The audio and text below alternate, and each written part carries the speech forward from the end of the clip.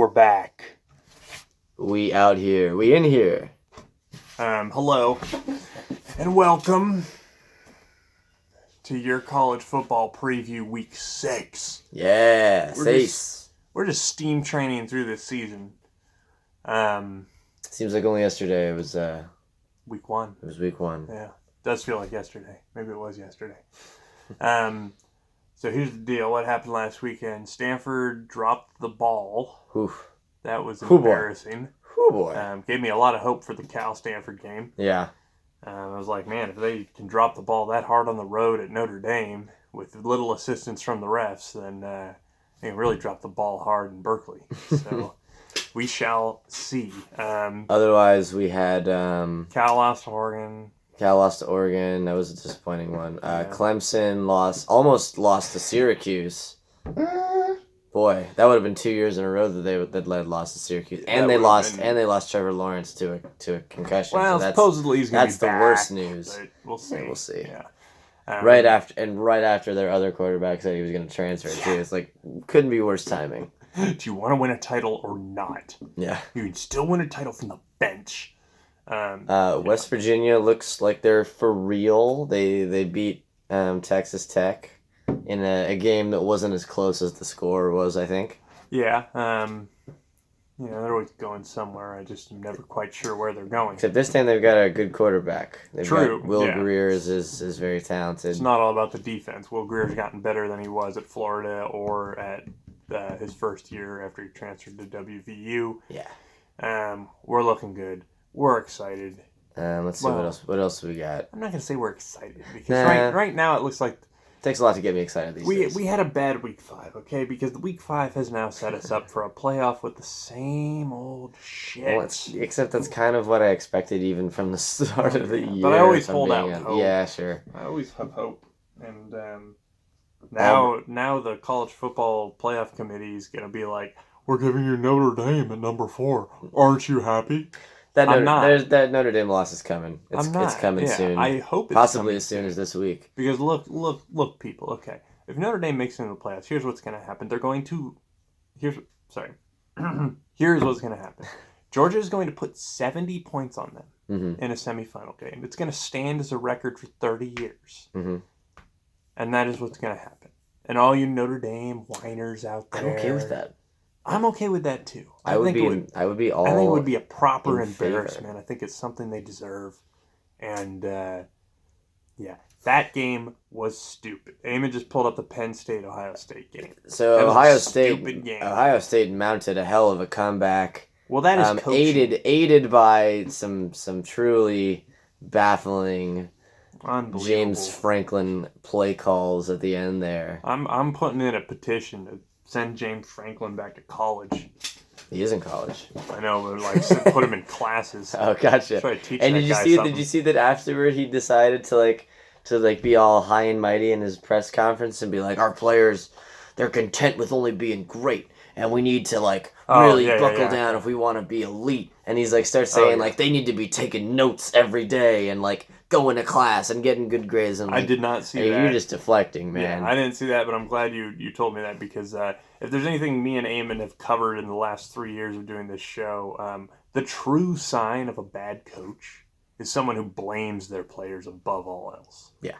And James Franklin has solidified himself for the current future as a bad coach. So we'll see if he can rescue himself from that. Another true sign of a bad coach is Jimbo Fisher grabbing one of his players by the face mask and fucking jerking it around. Yeah. Doing that.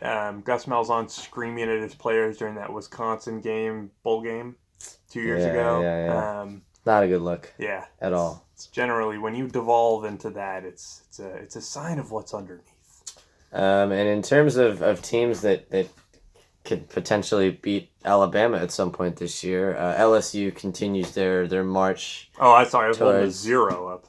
Oh, really? I'm hoping for Ogeron. So LSU rightfully spanked Ole Miss. Yeah. They continue their march towards the Tide. But Auburn, on the other hand, really struggled to beat Southern Miss, and so that's not a great sign. Not a good sign at all. It's going to be a rough Iron Bowl, I'm predicting. It's at Alabama this year, right? think so. I'm not sure. Yeah, I can't remember Either way. It doesn't really matter where it is. It doesn't look like it's going to be in Auburn's favor. Right. But you never know. As me and Eamon always say, rivalry games. You never know they're unpredictable. Yep. So, that's 100% true. We're not there yet, but we're getting there. This is week 6, and here is...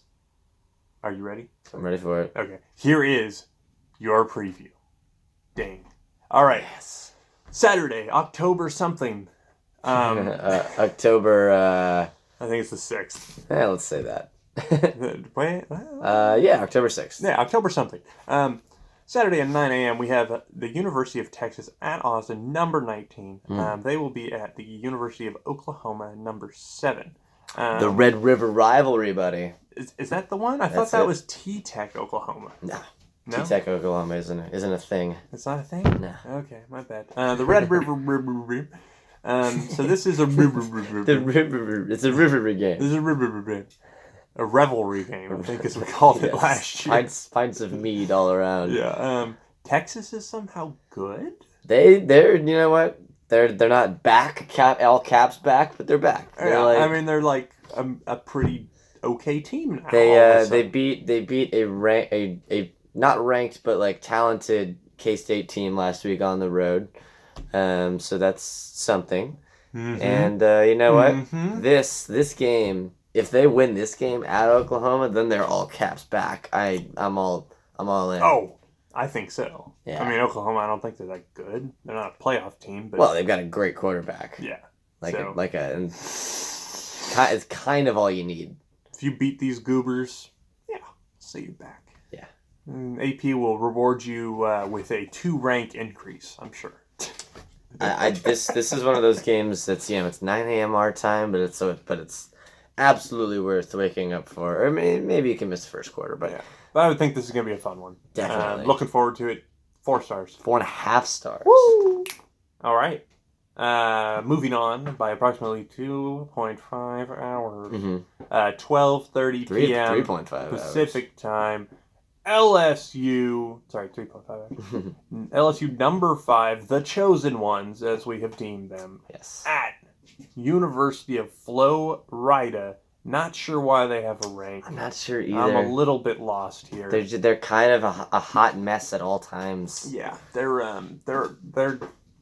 I don't know. I mean, they throw players on the field and they learn to play football and things happen and scores and things and touchdowns and first somehow they got a rank in the midst of all of that. So I'm trying to see who they've even played so far. I mean, I know they're 4-1. It is bad. I know they lost to Kansas. That was an embarrassing. Although Kansas is not. Well, yeah, but they're as awful as they all. Oh, no, not Kansas, Kentucky. I mean. Kentucky. Yeah, I was gonna say. Okay, yeah. Yeah. Well, Kentucky, as we'll cover later, are legit.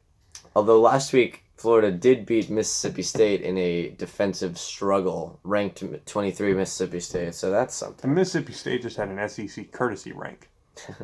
So I mean, I don't know. It's the SEC. I'm not everybody gets love. Yeah, I'm willing to give. I'm willing to give this game a chance of being close. That didn't work. I was trying to block the light. And they said, "Let there be light." Yep. It melted off. Well, that explains a lot. Well. Hold it above my head now. We're fine. We can let some light shine down. Yeah, it's fine. All right. You're tall, man. You should be able to block it out all by yourself. Just me and your crotch the rest of the video. I give this one 3.5. I'm gonna give it a 3. Actually, I'm sorry. Okay. I'm gonna give it a 3 because I think LSU is going to. Fair enough. We'll see. 30 minutes later, there's a Pac-12 game that's not in the middle of the night. Shocking, I know. Amazing. I honestly can't believe it. Eamon is I thought Pac-12 players just like melted in the sunshine. That's what I thought. I thought the entire Pac-12 was composed of vampires, but apparently not. So ASU, aka the chosen one. Wait, did I just say that? Yeah, is everybody the chosen one? No, they're the fighting Herms. The fighting Herms, as we call them. The magic ran out, but they're still good. They're capable of putting up points and staying in any game with anybody, it seems like. So the trouble with them is they will be at Colorado 21. Colorado's still undefeated. They're probably the best team in the Pac-12 South. Which Colorado is not saying much. Because yeah, you're probably Pac-12, right. Utah's not it. Yeah, it might be Colorado, unless it's ASU. I mean, unless ASU wins this game, then suddenly they're the best. So somehow this is the top 2 teams in the South. Who would have thunk it? I didn't. I didn't think Steven Montez would start playing well again. I sure as hell didn't think Herm Edwards would have a above 500 season right now. So yeah, so this should be a fun one. I'm gonna give it 3.5. It's starting to get cold in Colorado. Maybe might see some flurries or something. I'll give this one 4, man. All right, Feeling good about it. I'm giving it 3.5 just because it's a road game for ASU. Other than that, fair. I'm down. We're cruising onward. We're fast forwarding 3 hours. Okay. We're going to 4 p.m. Pacific time. Number 13, Kentucky, as I wrote them. I forgot the Y. Kentucky, baby. At TANM, which means Texas A&M, aka the Jimbos. I think they're without Jimbo this week. I think they suspended him a game. For grabbing that guy with by the face mask? Maybe they were just calling for a suspension. Let me double check on that. Either way. I mean, I wouldn't suspend him for that. I just ridicule him for being a shitty coach, which is what he is. The most highly paid coach in all of college football somehow. Until Saban gets his new contract. One of the greatest scams of all time. Yes. I'm not seeing anything about no Jimbo, so maybe I was mistaken in that. All right. Well, but Kentucky's all the way up to 13, man. That's pretty incredible for them. I think it's the best rank they've had in recent memory. Possibly ever. I mean, potentially ever. We just mentioned that they beat Florida earlier this season. They've also recently beaten Mississippi State and South Carolina. And they will beat A&M. I think so. On the road. Shit, dude. I hope. They've got a real shot of being undefeated going to play Georgia in early November. That'd be pretty amazing. That would be unreal. So this should be a fun one. I'm going to give it 4 because it's on the road for Kentucky. Okay. 4 sounds about right. Yeah. We're going to Kyle Field. Kyle, where are you? We move an hour into the future. Yeah. And we go to, what do they call it? Blacksburg? I think so. Blackburg.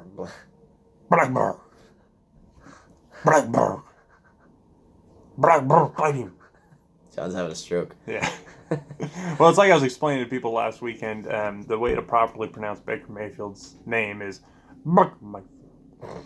and that is the only way to say it. You can't say it any other way. So, Baker Mayfield and interception go hand in hand. No, I'm just kidding.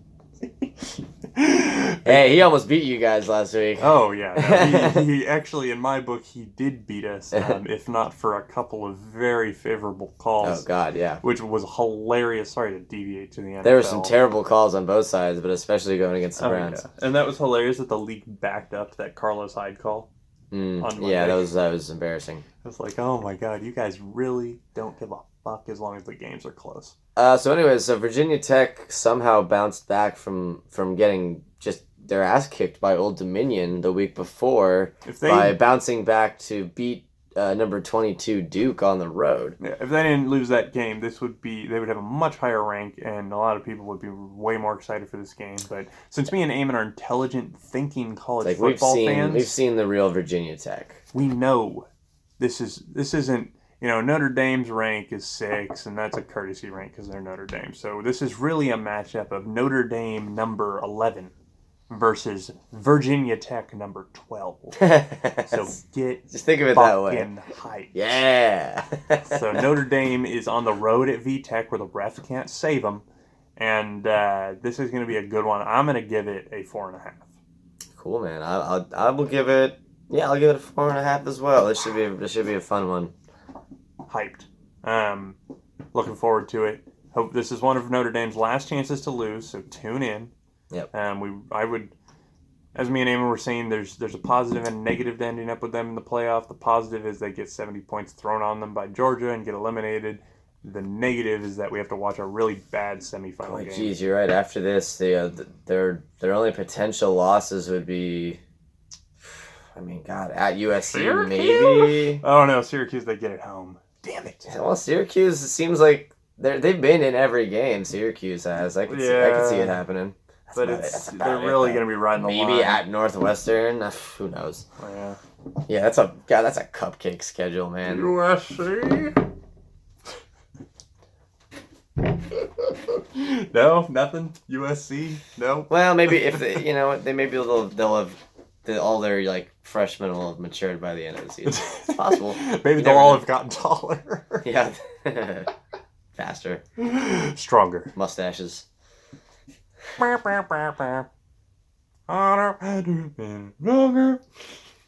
I can't do a very good impression of that's Daft John. Yeah, Daft John. Bad Daft John. And we go to the Pac-12, which only gets night slots besides their one allowed day game. And this will be 7:30 p.m. Pacific time. Yes, that is 10:30 Eastern time.